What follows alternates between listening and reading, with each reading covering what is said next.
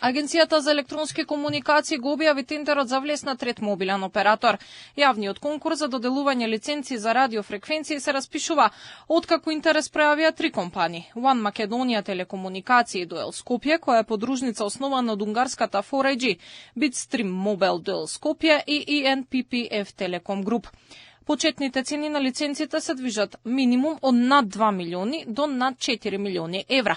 Компанијата која ќе се квалификува да учествува на тендерот ќе мора да уплати гаранција во висина од 10% од почетната вредност на лиценцата за која конкурираат. АЕК може да издаде лиценца на 8 или на 12 години.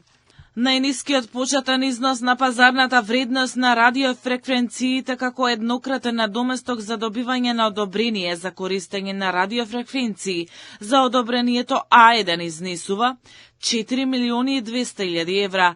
За одобрението Б1 изнесува 1 милиони 500 илјади евра. За одобрението C1 изнесува 2 милиони и 312 илјади евра. Понудувачите не смеат да понудат помал или ист почетен износ утврден со став 1 од овој член.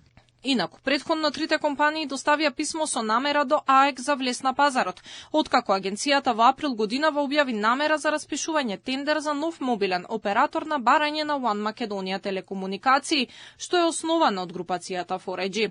Тие важат и за најсериозен играч уште од август минатата година, кога испратија и писмо со намери до македонската влада со кое понудија услуги за мобилна и фиксна телефонија.